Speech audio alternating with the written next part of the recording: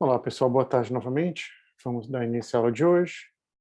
A aula de hoje, continuação do tópico, dos tópicos que nós estávamos vendo, né, desde umas 2 ou 3 aulas atrás. Nós havíamos falado de corrente alternada, depois nós verificamos qual o efeito do, da corrente e da voltagem em um indutor quando em um circuito de corrente alternada.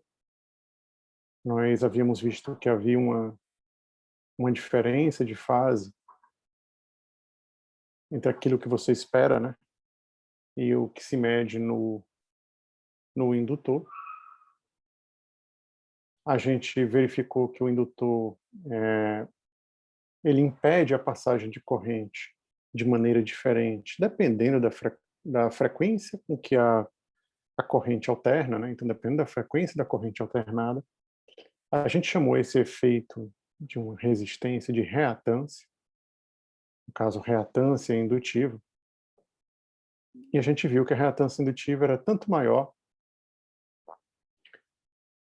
quanto maior fosse a frequência e também a indutância do indutor, quer dizer, era diretamente proporcional à indutância do indutor e à frequência de oscilação da corrente alternada. Então nós vimos que quando nós montávamos um circuito formado por uma fonte e um indutor, o indutor, esse circuito funcionava como um circuito de passa baixa, quer dizer, ele deixava passar as frequências baixas e atenuava as frequências altas. Isso é que nós vimos até a aula passada. Hoje nós vamos dar continuidade então a isto, mas vamos falar de circuitos envolvendo capacitores, né, circuito de corrente alternada agora envolvendo capacitores. Bom, então da mesma maneira que na aula passada, a gente vai partir de um circuitinho, que claro está o sentido da corrente quando ela está, digamos, no início do seu ciclo, indo para um lado, depois ela obviamente vai inverter, tá? Então essas setinhas é só porque eu copiei essa figura do livro, e ele havia colocado essa figura só para indicar o sentido inicial da corrente. Então, obviamente, corrente alternada não vai ter um sentido só. Bom, e em eletricidade e magnetismo, vocês devem ter visto que a quantidade de carga em um capacitor era diretamente proporcional à voltagem que você estava colocando nesse capacitor. Então, primeiramente, vamos voltar aqui para o nosso quadrozinho. Então, bom, vocês devem lembrar que um capacitor é formado por duas placas, né? E você coloca duas placas essencialmente porque você não consegue facilmente empurrar elétrons em um condutor, né? Você consegue muito mais facilmente se ele estiver sendo puxado, não empurrado, se é que vocês me entendem, né? Então, quando você liga uma fonte em um capacitor, o que você está fazendo é, digamos, puxar elétrons de um dos lados, digamos que puxe daqui de cima.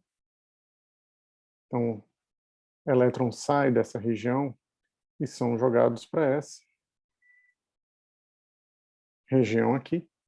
Isso aqui inicialmente, né, porque se a corrente for alternada, esse aqui vai variar também, como nós já havíamos visto anteriormente. E vocês haviam visto que o capacitor tinha uma propriedade chamada capacitância. Essa capacitância dava constante de proporcionalidade entre a carga e a voltagem a que estava submetido o capacitor, quer dizer, quanto maior a diferença de potencial entre essas placas, maior era a carga acumulada no capacitor, e a constante de proporcionalidade era a capacitância. Essa capacitância, assim como a indutância e outras diversas propriedades, como a resistência, por exemplo, dependem só de propriedades geométricas do capacitor. Então, por exemplo, quanto maior a área da placa do capacitor, mais carguinhas você consegue colocar lá. Da mesma maneira, quanto menor a distância entre as placas, mais essas cargas vão se atrair e mais você vai conseguir colocar mais cargas aqui, né? Porque note que você já tem, digamos, 4 carguinhas aqui, a quinta vai ter uma dificuldade maior de vir para cá, né? Já tem uma quinta carguinha positiva, iria sentir uma repulsão dessas 4. Então, a capacitância, ela dependia essencialmente da área do capacitor e da distância entre as placas, né? E se fosse um capacitor de placas paralelas. E é claro, não sei se isso chegou a ser dito lá em elasticidade de magnetismo, às vezes se coloca, às vezes não, sempre se coloca um material dielétrico aqui, um material não condutor aqui no meio. Esse material dielétrico ele é polarizado e ajuda, quer dizer, é polarizado quando há um acúmulo de carga nas placas. Então você tem uma separação de cargas no dielétrico, né? E isso também ajuda no acúmulo de cargas no capacitor. Eu recomendo que sempre que a gente estiver vendo uma coisinha que vocês já viram em Eletricidade e Magnetismo 1, mas que vocês talvez não lembrem tão bem, sempre bom pegar o livro, dar uma olhadinha no capítulo correspondente, né, para não guardar nenhum tipo de dúvida, né. Bom, mas de qualquer maneira, então, a capacitância, a gente poderia escrever que ela vai dar, no fundo, a razão entre a carga e a voltagem, já que ela é constante de proporcionalidade, né, entre a carga e a voltagem, passando o V dividindo, você fica com essa expressão aí para a capacitância de um capacitor. Então, coloquei aqui, então, a capacitância do capacitor passo. Aliás, aqui eu botei um pouquinho diferente, não passei, não isolei o C. Deixa eu botar aqui. Mas, óbvio que para vocês não vai ter dificuldade nenhuma. Eu isolei ali o V, porque a gente está interessado na voltagem do capacitor. A voltagem do capacitor vai ser a carguinha sobre a capacitância, né? Só passar o C dividindo aqui da expressão de definição de capacitância. Então, bom, a voltagem dele, então, é Q sobre C. E a voltagem no capacitor deve ser, então, está ligada, né? Tem eles dois, eu tenho o circuitinho que a gente vai estar trabalhando é esse, eu tenho um capacitor e a fonte de corrente alternada, então a voltagem no capacitor é igual a DDP, né, a força eletromotriz, no caso, gerada aqui pela fonte. De maneira, então, que a voltagem no capacitor ela deve variar também com o tempo, da mesma maneira que a voltagem da fonte, né, a FEM da fonte, a força eletromotriz da fonte, varia com o tempo, no caso aqui a gente colocou ela variando como cosseno, a voltagem no capacitor varia também com o cosseno. E é claro, se antes a gente havia dito que a FEM era a FEM máxima cosseno de ômega t, a voltagem no capacitor vai ser a voltagem máxima no capacitor cosseno de ômega t. Bom, substituindo aqui então 8 em vez de Q sobre C, a gente fica aqui Q, passo C multiplicando, Q então é V vezes C, VC vezes C, na verdade, né, a voltagem do capacitor vezes sua capacitância, só que a voltagem no capacitor é VC máximo, né, a voltagem máxima do capacitor cosseno de θ, então a gente fica que a carga no capacitor é a voltagem máxima no capacitor, a capacitância cosseno de ômega t. Então, aquela mesma interpretação de sempre, carga então varia com o tempo, o valor dela depende do cosseno varia entre 1 e -1, então quando o cosseno for 1, essa expressão aqui vai ter seu valor máximo, né?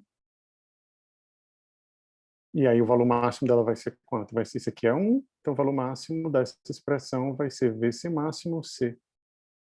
Quer dizer, o valor máximo da carga é VC máximo C. Então, eu posso trocar VC máximo C pelo valor máximo da carga, que eu estou chamando aqui de Q máximo.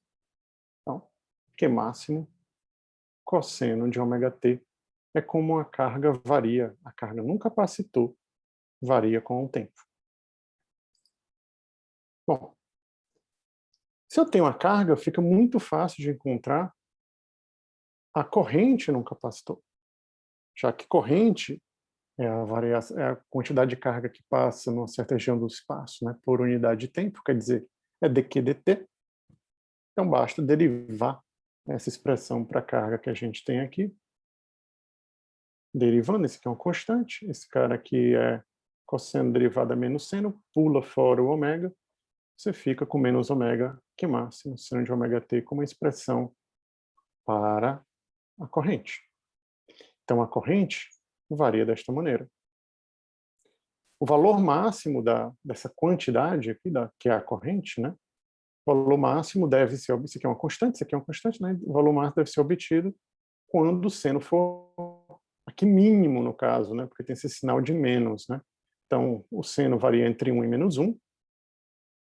Então, o valor máximo que eu vou ter para esse negócio aqui vai ser justamente ômega Q máximo. Então, a corrente, a gente está escrevendo aqui como menos I máximo seno de ômega t, né? Em que I máximo é ômega Q máximo e, lembrando, Q máximo é VC máximo multiplicado pela capacitância. Bom, se a gente for fazer o gráfico destas duas funções, uma é cosseno e a outra é menos seno, vocês vão ver que elas estão fora de fase, né? Então, da mesma maneira que acontecia no indutor, o capacitor vai ter a sua voltagem em fase diferente da corrente.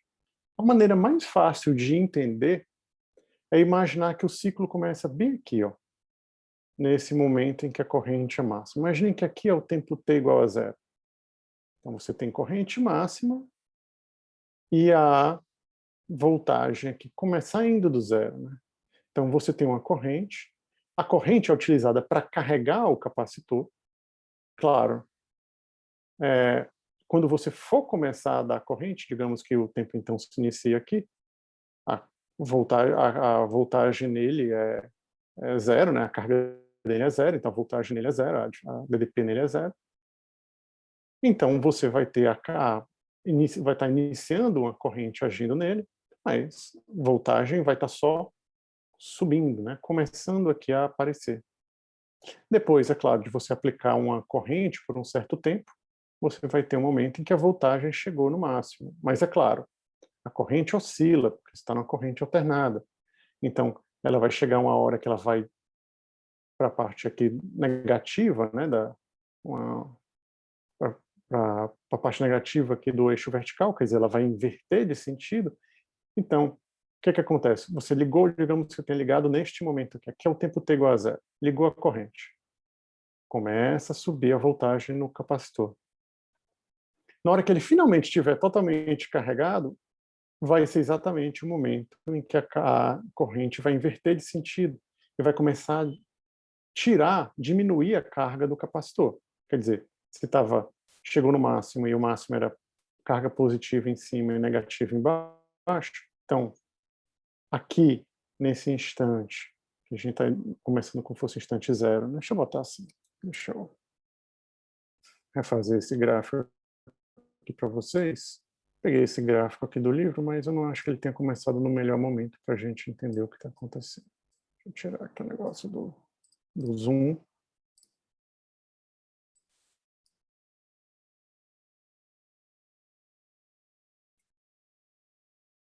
Então, imagine que você tem o seguinte. Esse aqui é o nosso tempo. E aqui eu vou fazer o gráfico tanto da corrente, a intensidade tanto da corrente como da DDP. Corrente eu vou fazer em vermelho. Então você ligou a corrente. Tá? E aí, obviamente, ela vai começar a alternar. O que vai acontecer com o DDP? Assim que você ligou a corrente, DDP começa a subir. vai chegar aqui no ponto aqui de máximo, que é coincidindo com esse cara, e depois vai começar aqui a descer, obviamente. Quer dizer, você começou carregando o capacitor, então aqui ele estava descarregado, aqui ele está o mais carregado possível, digamos que ele esteja assim, e aqui no meio do caminho ele começa a ser descarregado de novo. Digamos que tenha só uma carguinha positiva e uma carguinha negativa, até o ponto que ele descarrega novamente, e daqui para baixo ele vai carregar no sentido invertido, né? Ele vai carregar com negativo em cima e positivo embaixo. E isso, é claro, você também consegue enxergar matematicamente. Se você for olhar para a expressão que a gente está vendo, né? A corrente é a derivada da carga e a carga é um cosseno.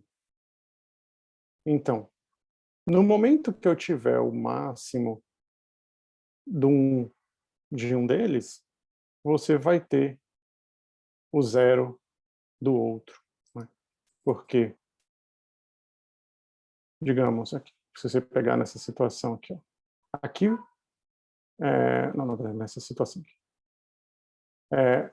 a corrente ela é a derivada do cosseno. Então, quanto mais ele estiver variando, né? Então, nessa região aqui, ó, você tem a variação máxima. Note que aqui é bem inclinado, a reta tangente aqui seria bem inclinada, então você tem o máximo ou o mínimo, né? Então, essa região e essa daqui, você tem as correntes máximas.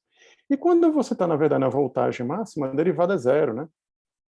Então, sua corrente é zero. E isso acontece essencialmente porque há um atraso, né, entre o momento que você joga a corrente e o momento que realmente a carga se acumula no capacitor. Algo muito semelhante com o que havia acontecido, dessa diferença de fase, né, muito semelhante com aquilo que havíamos visto para um indutor. Por enquanto, dúvidas, pessoal?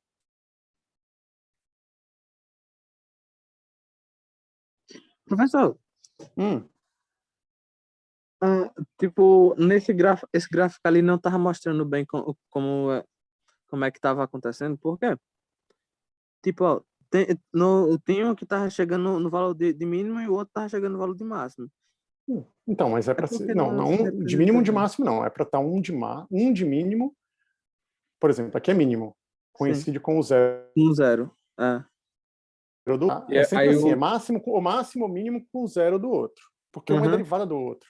uhum. Então, no momento que você tiver um máximo, né, máximo a derivada é zero, né, máximo, você lembra lá quando estava analisando lá derivadas, derivada de uma situação como essa é daqui no caso, né, do V, né, derivada do V.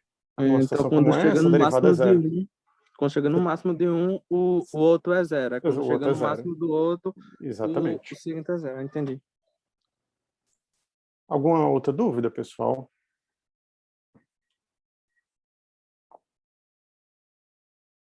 Ok. Então vamos lá. Aqui eu só escrevi aquilo que nós havíamos colocado aqui, né? Que o ômega Q máximo é o I máximo. Só que quem é o Q máximo, né? Q máximo é C vezes VC máximo. Então, eu só coloquei aqui aquelas expressões aqui que nós substituímos, tá? E utilizando essas expressões, você pode ver que, né, isolando aqui o VC máximo, passa o ômega e o C para o outro lado, você vai ver que o VC máximo é 1 sobre ômega C e máximo. Comparando com a lei de Ohm, você está com o seguinte, né? Você está com VC máximo. Eu vou botar só VC porque a gente sabe que a relação entre o RMS, ou qualquer outro valor, etc., é a mesma, né? É só botar raiz de 2 de um lado, raiz de 2 do outro, etc., não vai mudar. Tá? Então, você tem que VC ou VC máximo, botar como está igual ali antes de mudar. É igual a 1 sobre ômega C e máximo. E vocês sabem que V igual a RI. Comparando essas duas aqui, a gente vê que o capacitor ele parece resistir à passagem de corrente com uma coisa que a gente poderia chamar de resistência, mas que aqui a gente vai chamar de reatância, no caso, reatância capacitiva, com uma resistência, entre aspas, tá? Ele não tem propriamente uma resistência, de 1 sobre ômega C. Quer dizer, a resistência, entre aspas, do capacitor é inversamente proporcional à frequência e inversamente proporcional à sua capacitância. Quanto maior a frequência, menor a resistência dele à corrente. Quanto menor a frequência, maior a resistência dele à corrente. Da mesma maneira, quanto maior a capacitância, menor vai ser a resistência dele à passagem de corrente. Quanto menor a capacitância, maior vai ser a resistência dele à passagem de corrente. A gente vai chamar esse 1 sobre ômega C de X, também a gente chamou de X na aula passada a capacitância indutiva, né? Aqui a gente vai chamar de XC, a reatância indutiva, a gente chamou na aula passada de X, né? Aqui a gente também vai chamar de X, com um Czinho embaixo, para dizer que a reatância é capacitiva, então é a reatância do capacitor, o quanto ele reage à passagem de corrente. E a reatância capacitiva, então, do capacitor, 1 sobre ômega C. Então, lembra que no indutor era o contrário, né? No indutor, a reatância indutiva era ômega L. Aqui é 1 sobre ômega, e no caso não é L, obviamente, C, né? Então, lá era 1, era ômega que multiplicava a propriedade dele, que no caso é a indutância. Aqui é 1 sobre ômega que multiplica a propriedade dele, que no caso é a capacitância. Tudo bem até aqui, pessoal? Tá tudo bem. Professor, Oi. só uma coisa, só para eu...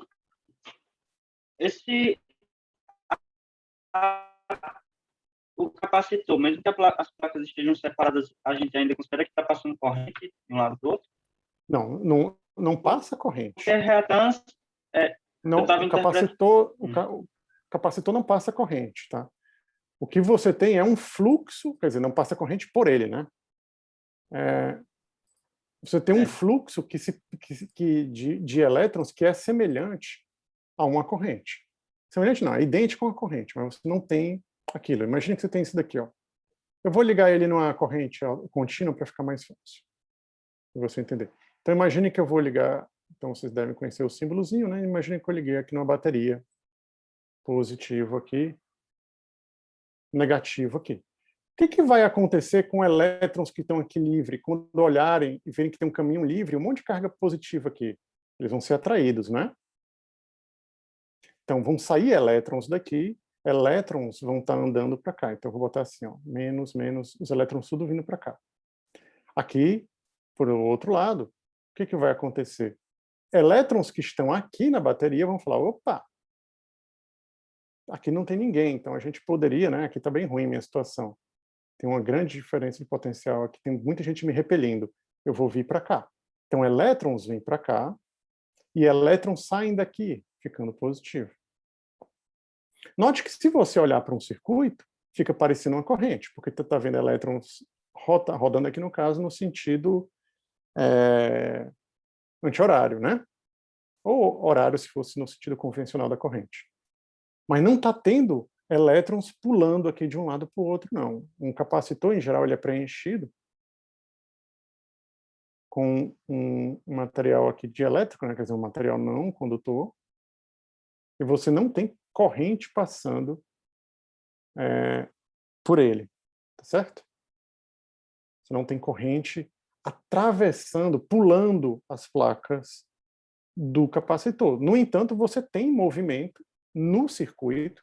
Então, por exemplo, aqui os elétrons vindo para cá, por causa desses caras, elétrons vindo para cá, porque aqui não tinha ninguém, e aí um ainda atrai o outro, né? Quando eles chegarem aqui, eles vão adorar, porque tem um positivo bem pertinho dele.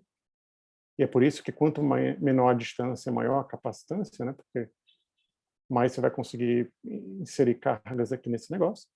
Mas, então, você tem um movimento que é, no fundo, uma corrente. Isso aqui é uma corrente, né? Você está tendo um giro de elétrons, mas aqui não há passagem de corrente, tá? Não tem elétron pulando aqui no meio. Eu não sei se será essa a tua dúvida.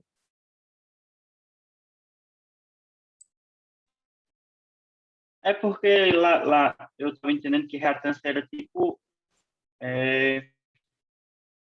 uma resistência à passagem de corrente. Aí, Aqui vai ser como uma, entre não aspas, passa uma corrente resistência. entre, É uma aí, resistência à passagem de corrente, mas não uma resistência à passagem de corrente no sentido da resistência. Por isso que a gente não chama nem de resistência.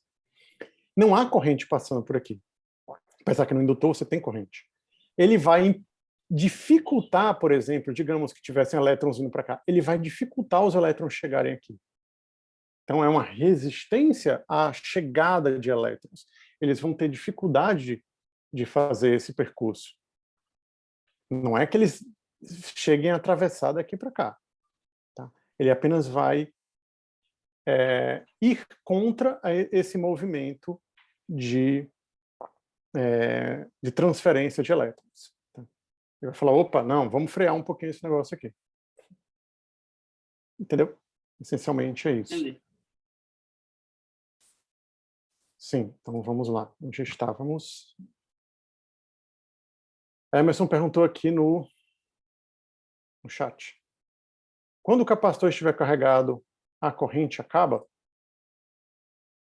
Vamos olhar. Se o negocinho for... Peraí. Então, quando o capacitor estiver carregado, então quando é que ele está carregado? Ele está recarregado quando o cosseno for 1, né, no caso. Que é o mesmo caso em que a voltagem é máxima, né? Então, ele vai estar plenamente carregado quando a voltagem aqui for máxima. E quando a voltagem aqui for máxima, ou mínima, né? A corrente é 0. Então, sim. Ok, Emerson? Na corrente. Sim. A Emerson está perguntando, na corrente contínua, se isso acontece na corrente contínua. Sim. Você vai carregar o seu capacitor até um limite. Depois que ele estiver plenamente carregado, acabou. Não tem mais corrente passando pelo teu circuito. O que você pode fazer depois é descarregar esse capacitor, fazer alguma outra coisa com ele. Então, quando você vai montar um circuitinho, por exemplo, de corrente contínua, em geral, não é muito bonito você pegar um circuito, botar um capacitor e ser simplesmente isso, uma bateria e um capacitor. Porque o que vai acontecer? Você vai carregar o capacitor e depois? Nada. Agora, é claro, se você desligar o capacitor da bateria e ligá-lo em outra coisa, aí você vai ter coisas um pouco mais interessantes. Por exemplo, nós havíamos visto isso quando nós estávamos falando de um circuito LC, né? Quando assim, a gente introduziu o indutor, a gente pegava um capacitor, carregava ele, desligava uma chavezinha, tinha uma chave no circuito, e aí a gente depois deixava esse capacitor energizar o indutor e vice-versa, e ficava aquela alternância, né, que a gente viu até que se assemelhava não, era idêntico a um oscilador harmônico. Né? Mas primeiro a gente carregava o capacitor e depois, com a carga do capacitor, fazia isso. A gente não fazia um oscilador harmônico entre uma bateria e um indutor, porque, em princípio, a bateria não descarrega, né? E nem recarrega. A bateria é ideal, então ela vai ter sempre aquela voltagem. E para a gente é tudo ideal, né? Professor, Oi. era isso que eu queria perguntar. Naquele caso da corrente contínua, o que vai diferenciar é que a diferença de potencial do capacitor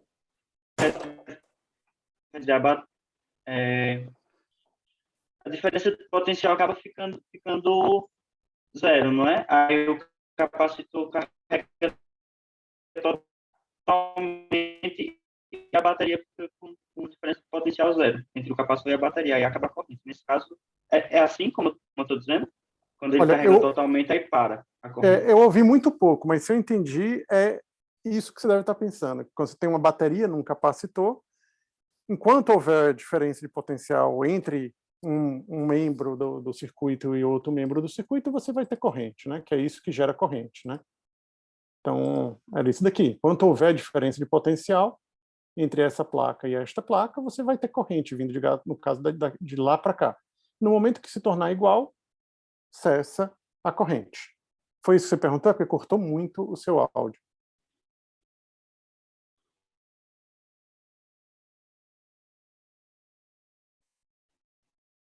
Alô?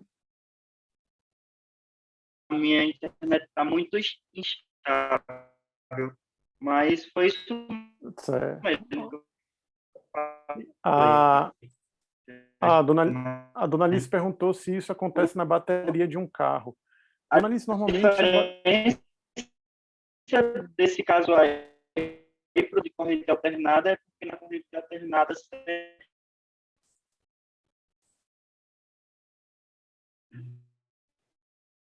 Olha, eu não estou te ouvindo direito. Se tu puder digitar no chat, talvez seja um pouco mais Tá ruim fácil. mesmo, professor. Ninguém está ouvindo, não. Pois é. Aí, se você puder digitar no chat, cara, talvez seja mais tranquilo para eu te responder, porque eu não estou nem conseguindo entender o que você está comentando, tá? Me desculpe aí. E no caso, Ana Alice, a bateria do carro normalmente ela não está ligada diretamente em um capacitor, né? A bateria do carro é uma bateria, então ela é corrente contínua, né? Se ela fosse ligada no capacitor, você teria algo semelhante a isso daqui, tá? Mas a bateria do carro, normalmente, ela é utilizada para alimentar diversas coisas do carro e, em geral, não é um circuitinho simples como esse daqui, não, com uma bateria e um capacitor, certo? Tá certo. Eu acho que ele caiu, né? Caiu. Tá certo. Bom, vamos lá, pessoal. Quando ele voltar, a gente vê o que ele estava perguntando. Então, o que a gente vê? Existe um descompasso entre a corrente e a voltagem em um capacitor ligado numa fonte de corrente alternada, né, como uma tomada de casa. E o capacitor, ele reage à passagem de corrente desta maneira. Então, é inversamente proporcional à sua capacitância e inversamente proporcional à sua frequência.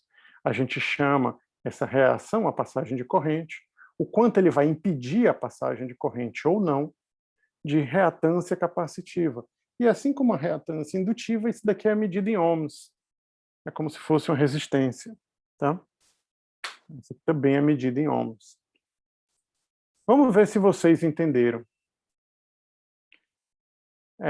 Eu vou botar aqui um probleminha e eu queria que vocês tentassem calcular. Tá? Então, um capacitor de 20 microfarad, né? Lembra que a unidade de capacitância é farad. Capacitância, no caso, é igual a coulomb por volt, né? Então, essa coulomb por volt é farad. Então, esse cara aqui, no caso, tem 20 microfarad e ele está ligado numa fonte de corrente alternada com o valor de pico de 100 volts. Então, esse aqui é o valor de pico, tá? O valor máximo dela. V máximo ou FEM máximo, 100 volts. Encontre a reatância capacitiva. Então, tem um circuitinho como esse. Esse cara aqui tem a FEM máximo, o pico dela, não é RMS. O pico dela é 100 volts e o capacitor é de 20 microfarad. Encontre a reatância capacitiva e a amplitude da corrente quando a frequência for de 60 Hz. Então, a frequência da corrente alternada, né? Se ela vai e volta com 60 Hz, assim como as nossas tomadas, né?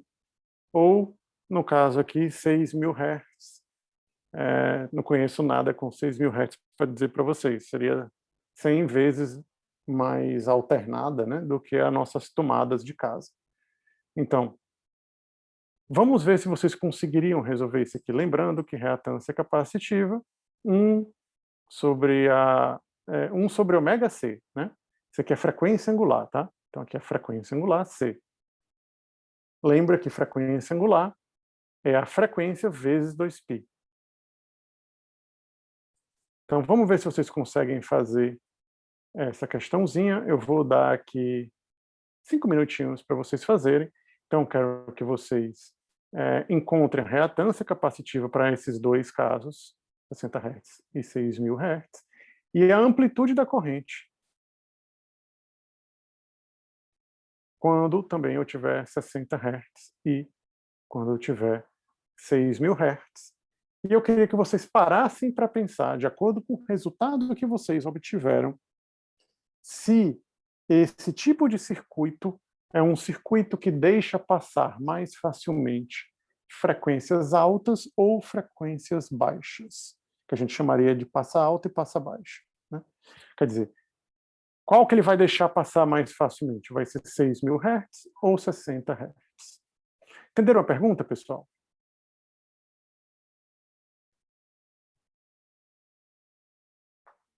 Ninguém tá com Repete, por dúvida? favor. Bom, você entendeu a primeira parte, que é para encontrar a reatância e Isso, só a pergunta mesmo.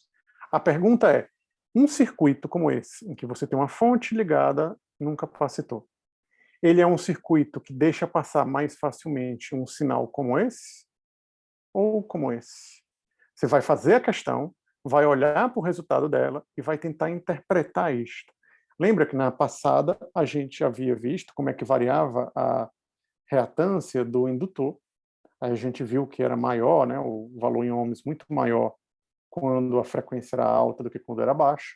Então ele impede mais a passagem da corrente quando a frequência é alta e deixa passar mais a corrente quando a frequência é baixa. A gente chamava um circuito daquele de passa baixa, porque ele deixa passar frequências baixas, mas impede, atenua a passagem de frequências altas. Aqui eu estou perguntando, esse circuito é um passa baixa ou passa alta? E aí você vai fazer também analisando o seu resultado de acordo com o que você tiver obtido. Deu para entender agora? Sim. Então vamos lá. 5 minutinhos é fácil, é só continha matemática fácil. 5 minutinhos para encontrar a reatância para esses dois casos e a corrente para esses dois casos e me dizer se é um passa alto ou passa baixo. Já já a gente retorna.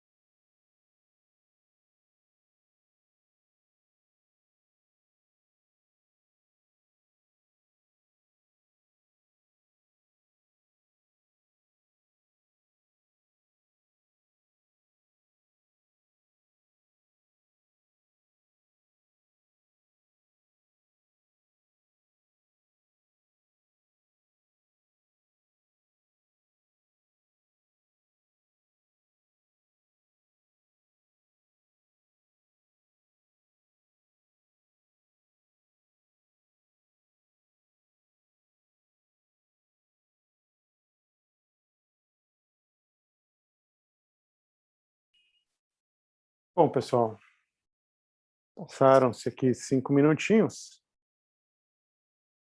Vamos ver se alguém conseguiu fazer. Conseguiram fazer? Alguém gostaria de compartilhar com a gente aqui?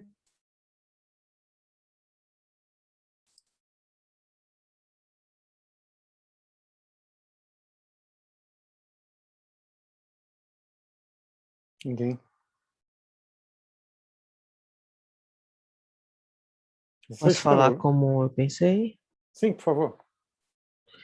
Eu comecei que é o que ele pede, né? Que é a reatância capacitiva, que é o XC, que ele vai ser igual a 1 sobre o ômega C, né? Aí eu consigo ter o resultado para 60 e para 6.000 Hz. Exato. Deu quanto? Para 60 deu 132,62 ohms. 133 aí arredondado, né? E Uhum. para 6.000 deu 1,33, deve ser o arredondamento. Exatamente. E aí a corrente, como é que você faria? Aí, para achar a corrente, a gente tem aquela relação que o V de C, né, é igual a reatância vezes a corrente. Ambas de Exato. pico. Exato. É como se fosse a lei de Ohm para um capacitor, né? Então é essa relação aqui, ó.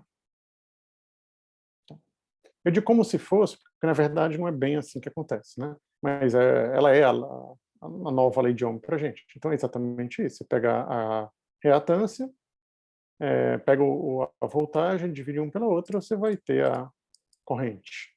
Então divide a voltagem de pico pela reatância, você vai ter então a corrente de pico. A mesma coisa acontecendo para o outro. Pergunta, passa baixo ou passa alto?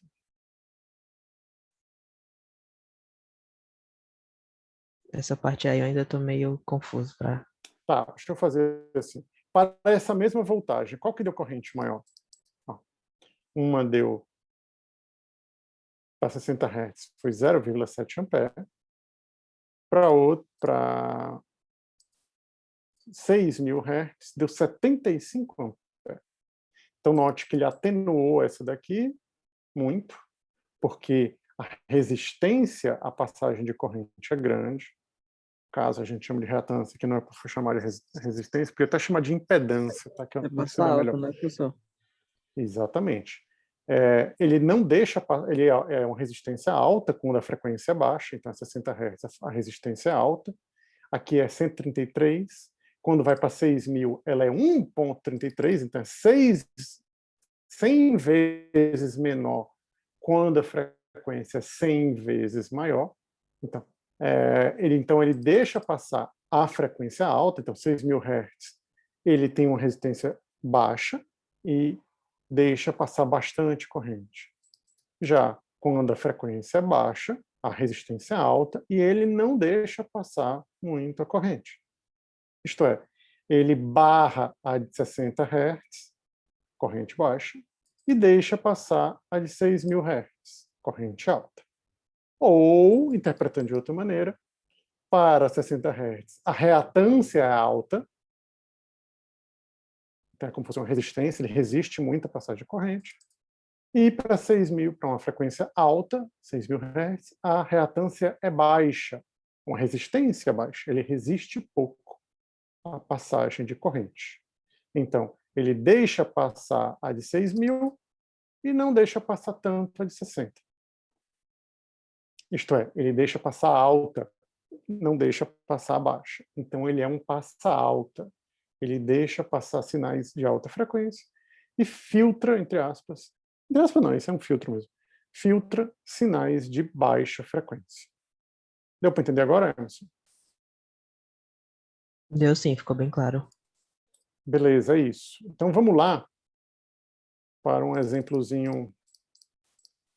Se fosse em sala de aula, a gente teria um exemplo... Professor, Oi? a frequência de faixa baixa, ela consome menos energia? Como?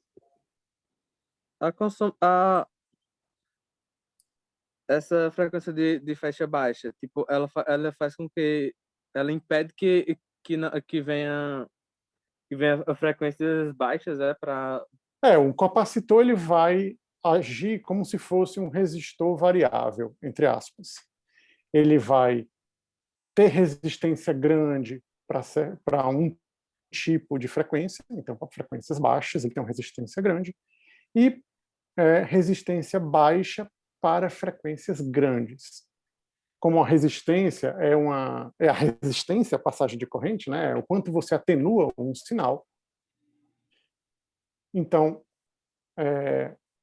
o capacitor, num circuito de corrente alternada, ele funciona no sentido de deixar passar frequências altas e cortar frequências baixas.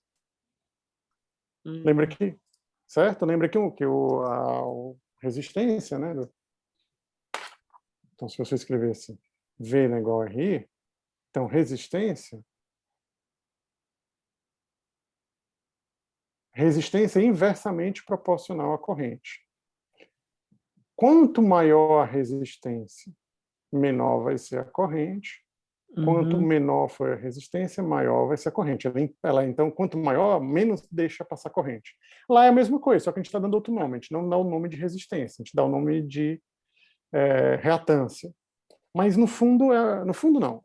De maneira geral, é a mesma coisa. É um impedimento à passagem de corrente. Entendi. Beleza? Beleza. Então, vamos olhar o que acontece com a corrente. Aqui a gente tem um circuitinho, tá? Então esse circuito ele tem uma fonte, aqui ele está aterrado, porque todo circuitinho tem que estar aterrado, né? Tem um capacitor, e a gente colocou aqui um resistor somente porque é tudo ideal aqui. Aí se você tivesse capacitor, que no caso tem uma resistência mesmo, nominal dele é 0, né? Apesar dele ter a reatância, mas a resistência dele é 0. Ele não tem R, ele tem reatância. E essa fonte também ele não tem resistência interna. Então, se eu ligasse esse circuito sem botar o resistor, era como se eu tivesse um V igual a 0I, né? Então, o I seria V sobre 0. Quer dizer, seria infinita a corrente. Então, você teria um curto aqui, não é legal. Aí você tem que pôr isso aqui, mas você pode ignorar ele aqui. Pode imaginar que está só o... Porque esse simulador ele é um pouco mais realista. Então, é como se tivesse só uma fonte e o capacitor, certo? Então, deixa eu girar aqui. Estou botando aqui a corrente no capacitor, certo? Vocês estão vendo aí que ela está da ordem de 1 miliampere para 1 kHz de frequência de oscilação da corrente alternada. Se eu baixar essa frequência para 60 Hz, ou 100 Hz, porque é mais fácil de botar 100 Hz. Quer dizer, se eu diminuir de 10 vezes, o que deve acontecer com a corrente? Ela vai aumentar ou ela vai diminuir?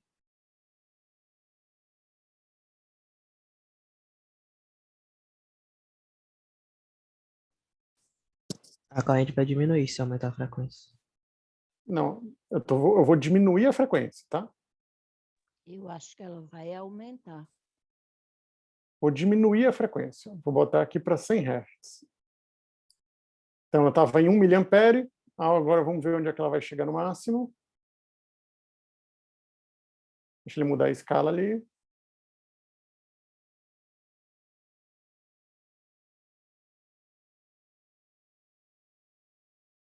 Foi para microampere, não é? Então, eu diminuí a frequência e diminuiu a corrente. Por quê? Porque o capacitor ligado a uma fonte ele é um passa alta, ele não passa a baixa.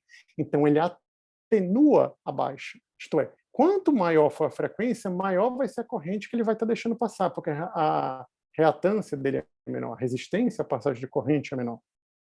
Então, vamos lá, estamos em 500 microampere aqui. Deixa eu botar agora para 10.000 Hz. Ups. Não estou conseguindo não, o pessoal está travando aqui. Deixa eu botar aqui uns 5.000, fica mais fácil. Númerozinho fechado. Então, ele já saiu de microampere e foi agora para miliampere, né? Quer dizer, Eu aumentei a frequência, aumentou a passagem de corrente. Vamos voltar aqui.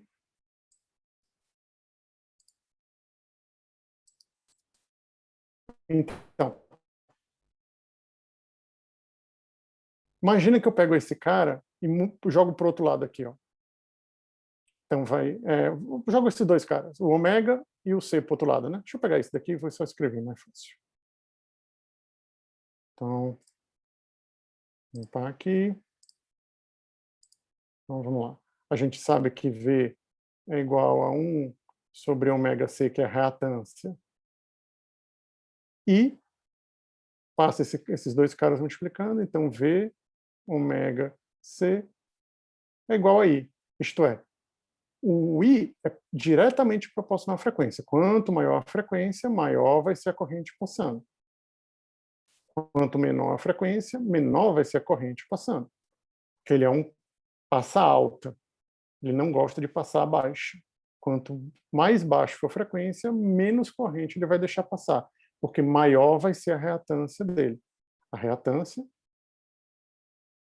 X, né? XC no caso, 1 sobre ômega C. Então, quanto maior a frequência, menor é a reatância, menor a resistência à passagem de corrente, maior vai ser a corrente.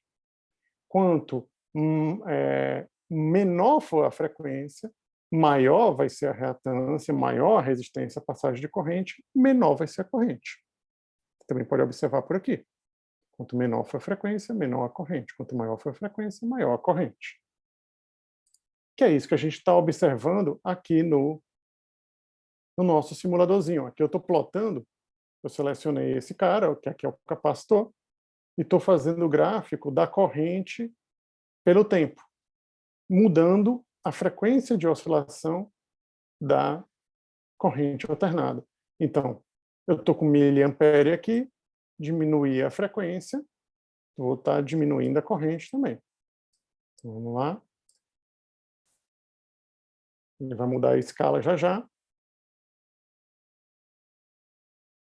Já mudou a escala para microampere. Não sei se vocês conseguem enxergar aqui, ó. A escala mudou para microampere já porque eu diminuí a frequência nesse cara. Pergunta, se eu deixar a frequência, vou deixar aqui uma frequência legal aqui para a gente poder ficar vendo, vou deixar aqui em 1 kHz. Se eu aumentar a capacitância, o que deve acontecer com a corrente? Esse cara eu não posso alterar. Mas, de qualquer maneira, se eu alterar a capacitância... não dá para alterar assim. O que deve acontecer com a corrente, pessoal? Se eu aumentar a capacitância, o que acontece com a corrente? Ela aumenta também. Então, vamos sair aqui, estou de 1 microfarad, estou indo para 10 microfarad. Então, vamos deixar ele estabilizar aqui. Pronto, já aumentou, né? Vocês estão vendo que mudou a escala aqui um pouquinho. Já melhorou de novo. Então, aumentou aqui a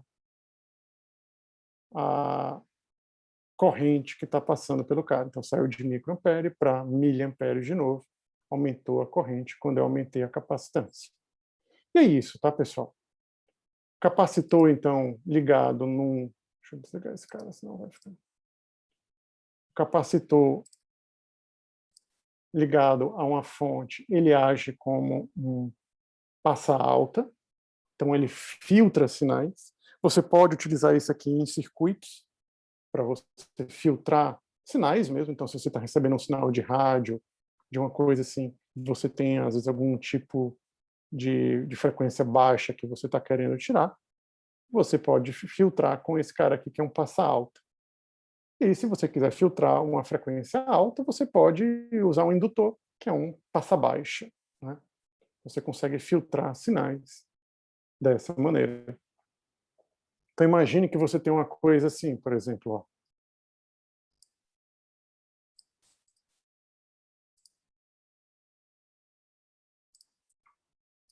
Imagine que você tem um sinal que é assim, ó.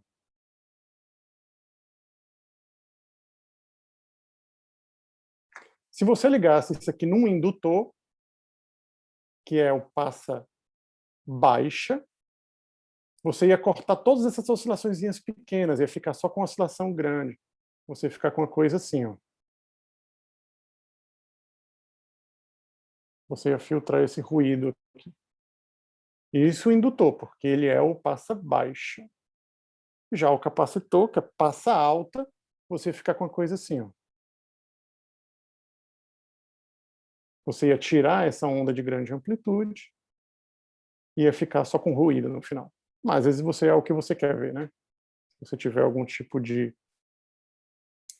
amplitude modulada, você vai utilizar uma coisa desse tipo aqui. Quer dizer, se tiver um rádio AM, por exemplo, você tem a portadora como sendo uma coisa assim, e a outra coisinha assim, você pode filtrar uma ou outra usando um circuitinho como esse. Então, bom, vamos lá. Deixa eu ver aqui que horas são. Temos tempo ainda. Então, esse cara é um passa alta, não é um passa baixa, né? Quando eu multipliquei a frequência por 100, a resistência caiu de 100 vezes, né? Resistência não, reatância no caso, que é medida em ohms. Então saiu de 133 em 60 Hz para 1.33 em 6.000 Hz. Então a resistência à passagem corrente foi muito menor para 6.000 do que a 60 Hz. Bom, vamos falar aqui um pouquinho de potência, né? A gente vai já chegar em transmissão de energia elétrica, né? E para isso a gente vai ter que falar de potência. Mas antes de falar potência, só lembrar uma expressãozinha aqui para vocês. Vocês sabem que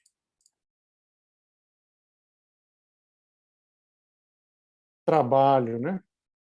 Eu vou botar aqui de maneira bem. É força vezes distância, né? Todo mundo sabe disso. Que a gente poderia escrever matematicamente de maneira mais bonita, se for um caminho que não tem não seja uma coisa em linha reta, a gente poderia escrever como uma integral de linha da força produto dl, né? Então a integral de linha f dl é o seu trabalho também, que vocês devem ter visto em física 1, né? Bom, e vocês sabem da eletricidade de magnetismo 1 que a força elétrica, né? Ela é o campo elétrico vezes a carga, né? Ou falando de outra maneira, vocês chegavam numa interpretação do que era o campo elétrico, né? Pegando a força de Coulomb e dividindo pela carga, né? Você saiu de um problema de dois corpos para um problema de um corpo. Então, substituindo esse cara aqui, eu ficaria que o trabalho é a integral de EQ dl, né?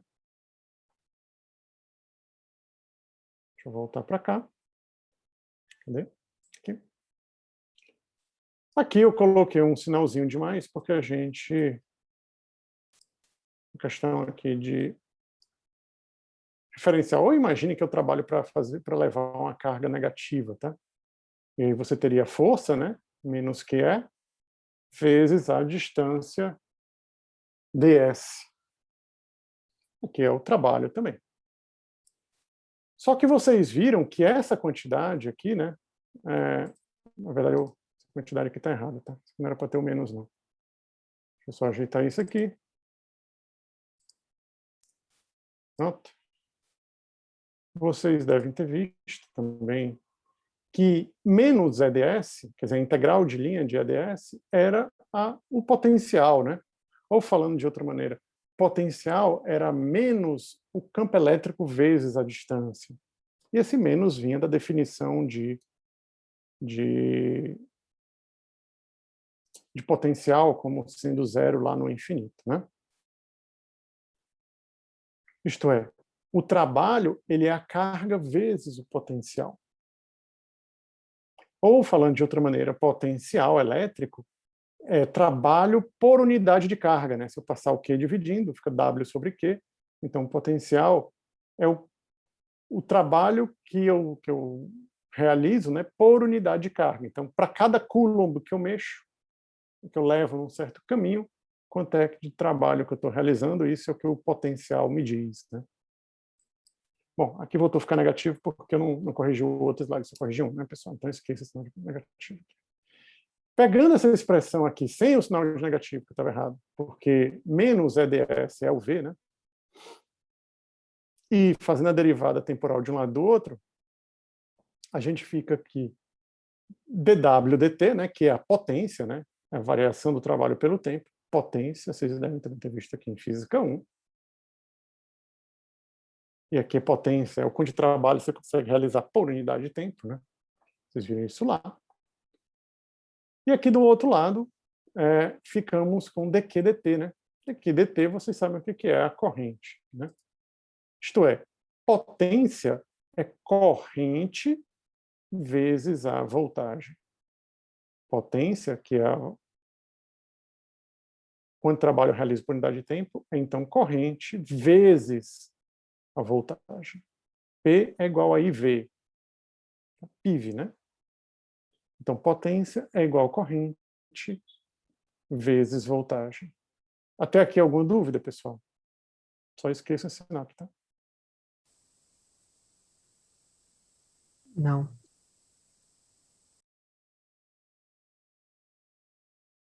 Então, vamos lá. Mas, se eu pegar... Então, estou com isso aqui, ó.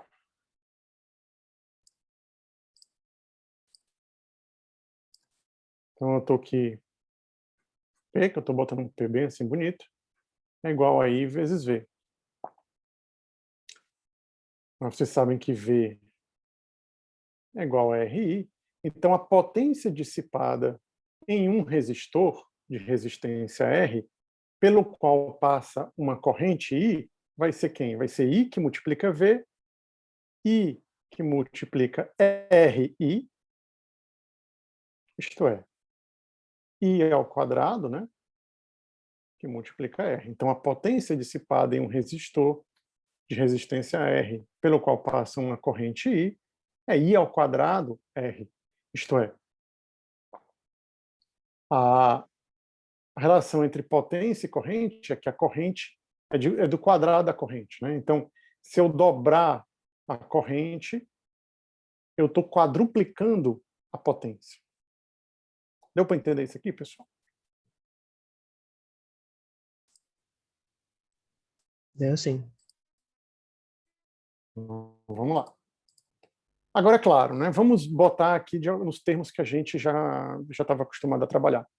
A gente viu que não existe só uma corrente, numa corrente alternada não tem só um valor, né?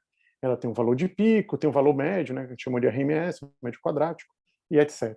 Para a gente, então, a potência média vai ser o IRMS vezes o VRMS, esqueci de botar o RMS aqui.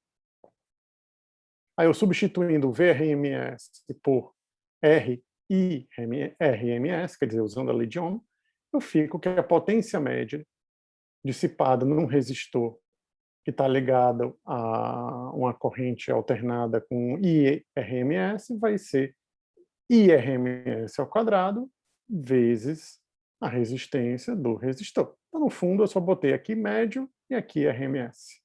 E aqui também é para ter um RMS, tá? Então, é IRMS, VRMS, que é igual a I ao quadrado RMS vezes R. Então, a potência média dissipada no resistor é o quadrado da sua corrente média quadrática vezes a sua resistência. Ok? Ok até aqui, pessoal? Naquela potência média, o V não precisa ser o RMS também? Não, VRMS, tá? Que eu não botei, tá? Deixa eu ajeitar aqui. Porque dá trabalho fazer isso aqui. Aí eu acabei... Acho que eu estava olhando, fazendo outra coisa, mas é para ser assim. Aí... Pronto. Ok? Então, é isto daqui. Essas duas expressões, tudo está todo correto. No quadro aí está tudo correto. Potência é PIV, né? Só que aqui, é claro, se aqui eu estou botando RMS, aqui é média. E aqui também vai ficar I ao quadrado R. E a gente, em geral, utiliza isso daqui para falar de potência. Quando a gente está falando de potência de um circuito, em geral, a gente está falando de potência média, que ou é a voltagem vezes a corrente RMS, ou é a corrente RMS ao quadrado vezes a resistência. Isso aqui, é claro, se é num resistor, né? Porque só quem tem resistência é o resistor. O resto é reatância e etc. Então, esse daqui é a potência dissipada num resistor, esse aqui é a potência em um circuito, pelo qual tem está passando uma corrente RMS, IRMS e tem uma voltagem VRMS. Professor, Oi. nos eletrodomésticos, a potência é a real ou seria a média que eles calculam? Depende do que você está falando. Por exemplo, se você estiver vendo o que está atrás lá do seu eletrodoméstico, se ele for correto, entre aspas, é o RMS. Então, você vai pegar a corrente RMS, multiplicar pela voltagem RMS, então é a corrente que ele consome, que passa por ele RMS, vezes aproximadamente 220 RMS, porque isso é o que tem na tua casa. Pronto, isso vai ser a potência média desse cara. Agora, é claro, tem eletrodoméstico que não gosta. Por exemplo, às vezes você vai comprar um som e o treco está dizendo que tem 1000 watts de potência, só que não é RMS, é máximo, é pico. Porque 1000 vende mais do que 300, digamos. Então, ele utiliza uma outra medida e bota lá, às vezes, o asteriscozinho lá embaixo para dizer que é de pico. Quando bota, para enganar o pessoal, né, que quer comprar um negócio super potente e às vezes não compra. Mas, em geral, atrás dos eletrodomésticos vai estar o RMS. E em relação ao cálculo do consumo que sei lá, a Enel faz, ela usa Não, é tudo RMS. Tudo tudo você vai estar RMS, né? usando RMS. Tá. Bom, e o consumo em quilowatt-hora, a gente não vai falar um pouquinho disso, né? Depois a gente vai ver. Bom, vamos falar aqui, deixa eu ver se ainda tem tempo. Dá para a gente falar rapidamente aqui sobre transformadores, a gente vai ter que provavelmente recapitular isso aqui na aula que vem, mas vamos falar aqui. O que é um transformador? Bom, a gente vai ver que, primeiro, muitas vezes um circuito precisa de menos ou mais voltagem do que você tem disponível na sua tomada, por exemplo. E a gente também vai ver que muitas vezes não, que sempre é mais interessante transmitir energia em altas voltagens do que em baixas voltagens. A gente vai falar disso na próxima aula. Então, para fazer essas conversões de voltagem, a gente utiliza uma coisa chamada transformador. Transformador nada mais é do que, aqui no caso eu botei um quadrado de ferro, então essa parte cinza aqui é um quadrado de ferro, com fios enrolados de um lado, o lado que está ligado à fonte que está te gerando energia, a gente chama de primário. Do outro lado aqui tem uma outra quantidade de fios, em geral um número diferente de enrolamentos. Aqui a gente vai dizer que tem NP espiras, né? NP seria o número da parte primária, o número de voltas da parte primária. E desse outro lado tem NS espiras, porque é o número de espiras da parte secundária. Essa barra de ferro tem o seguinte propósito, né? Ela vai conduzir o fluxo magnético, então as linhas de campo magnético, elas vão percorrer o sentido do condutor. Então, em vez de ter que fazer, por exemplo, como a gente viu no caso de dois indutores concêntricos, um cara dentro e um cara fora, né, em que a gente viu a imutância mútua lá, você pode fazer uma coisa desse tipo, né? Você pode colocar simplesmente um de um lado e o outro do outro, e aí as linhas de campo que atravessarem esse cara subindo vão entrar aqui para a direita e descer e atravessar esse cara aqui descendo, né? A parte secundária dele. E a perda é muito, muito, muito, muito pequena mesmo. É bem próximo de 100% a eficiência dessa coisa. Quer dizer, leva as linhas de campo muito bem. Bom, e por que isso aqui é um transformador? Por quê? Lembra que a FEM de um lado, aqui eu botei como V1, né? A FEM ela é menos o número de espiras, né? Deixa eu botar N1, né, em vez de NS. Tá, pessoal? Onde tiver 1 é primário, onde tiver 2 é secundário, tá? Então, vamos lá. Então, a voltagem que passa por essa espira aqui, quem é? É o número de voltas, né? Espira nessa bobina, né? É o número de voltas que tem aqui, quer dizer, o número de espiras nesta bobina, que aqui eu estou chamando de N1, que é a mesma coisa que NP, tá, pessoal? Eu escrevi errado. Mas 1 é P e 2 é S. Vezes a derivada do fluxo magnético. Então, isso aqui nada mais é do que a lei de Faraday, né? Que a gente viu lá na não sei quantas aulas atrás. Lei de Faraday para uma bobinazinha. Então, a FEM nela, a voltagem nela, menos o número de espiras, dφ dt. Agora, como eu comentei com você, esse φ, o número de linhas de campo que vem por aqui, elas vão percorrer praticamente sem perda nenhuma e entrar aqui, tá? Então, o fluxo magnético através da parte primária aqui é o mesmo da parte secundária.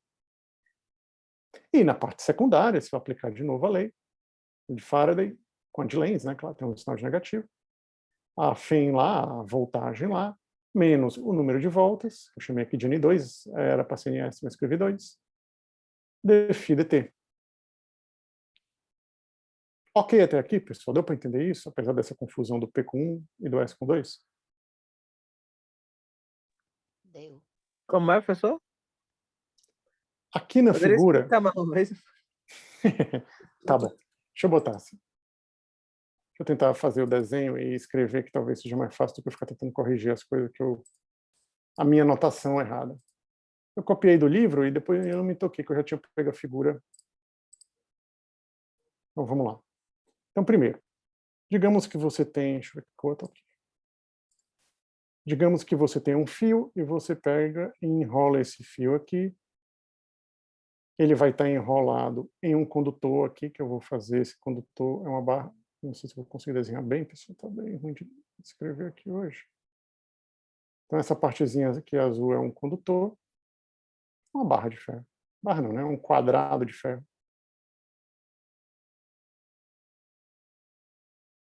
E eu enrolei aqui na parte primária, enrolei esse fio N vezes. Se eu passar uma corrente por aqui, quer dizer, se eu ligar esse cara numa fonte, quem é a voltagem nesse cara, que eu estou chamando de V1 aqui? Voltagem nele, lei de Faraday, N1 dφ dt. Só que o metais têm a propriedade de levar as linhas de campo, de maneira que elas vão tipo, de vir por aqui, vir para cá e descer para cá. Todas as linhas de campo que estão passando, estão sendo geradas aqui por essa bobina, elas estão acabando vindo para cá. E suponha que desse outro lado eu também peguei um fio, enrolei, só que eu enrolei um número diferente de vezes. Esse número diferente eu chamei de N2. Então aqui estava N1 voltas, aqui está N2 voltas. E eu também sei pela lei de Faraday que V2, N2, dφ dt, porque o φ é igual porque eu botei essa barra aqui que garante que eu levo todas as linhas de campo de um lado para o outro. Deu para entender isso agora? Por enquanto? Só isso, só isso. Tá? Depois a gente ainda vai fazer as Deu para continhas. entender. Por Então, favor. vamos lá. Vamos voltar aqui para o cara. Como é que eu volto para cá? Então, vamos lá. Deixa eu tirar isso aqui do meio. Só que aqui não tem um dφ dt, e aqui também não é dφ dt. Se eu igualar dφ dt com dφ dt, quer dizer, se eu pegar dφ dt e isolar aqui, vai ficar V1 sobre N1. Vamos isolar menos dφ dt. Tá? Vai ficar V1 sobre N1. Passa o N1 para o outro lado. Aqui eu vou isolar menos dφ dt também, vai ficar V2 sobre N2. Então, menos dφ dt igual a menos dφ dt, isto é, V1 sobre N1 é igual a V2 sobre N2. Então, vamos lá, ficamos com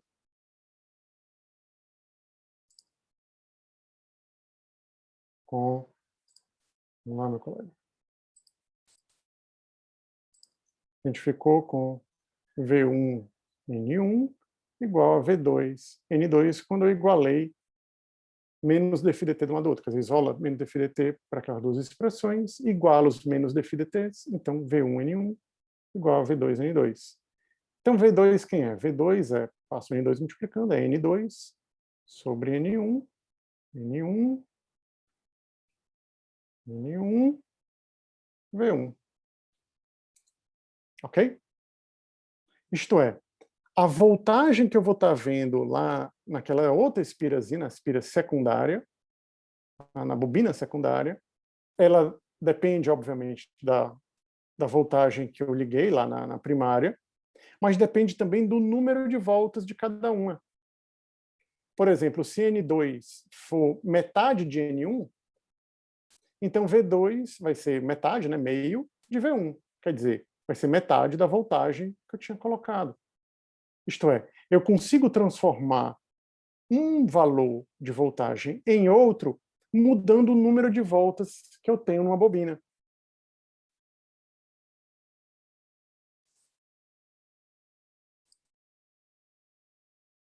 Mudando o número de voltas que eu tenho na bobina. Então, dependendo do número de voltas que eu dei num e que eu dei no outro, eu vou ter uma voltagem diferente saindo aqui. Então, eu poderia chegar aqui, digamos, com 15.000 volts e baixar para 150 volts, que daria para alimentar, digamos, essa lâmpada. Como é que eu faço? Essa N2 tem que ter 100 vezes menos voltas do que essa 1 aqui. Isto é, se eu botei 1.000 voltas no fio aqui, eu só vou poder botar 10 aqui, porque fica 10 sobre 1.000, 10 sobre 1.000 é 1 sobre 100. Quando eu multiplicar 1 sobre 100 por 15.000 volts, né, por 15.000, 15.000 dividido por 100, 150, isto é, vai sair aqui para esta lâmpada 150 volts, se eu fizer a relação correta de 1 para 100 entre o número de voltas aqui na parte que a gente chama de secundária do transformador e o número de voltas que eu faço aqui na parte primária do transformador. Se você der uma olhadinha, a gente já está quase acabando a nossa aula aqui. Ixi, por que não fala escrever o transformador? Se você der uma olhada no que é um transformador, né, se a gente encontra uma boa imagem, você não vai ver ele aberto, deixa eu ver se tem algum aberto aqui. Se não tiver, eu procuro uma boa imagem na próxima aula. Mas vocês... É um bom esquema, mas não está aberto. Tem nenhuma mostrando? Tem não, pessoal. Deixa eu ver. Eu vou procurar depois uma boa coisinha, mas essencialmente... Não sei se vocês vão conseguir ver pela cara dele, né? Deixa eu botar esse transformador aberto.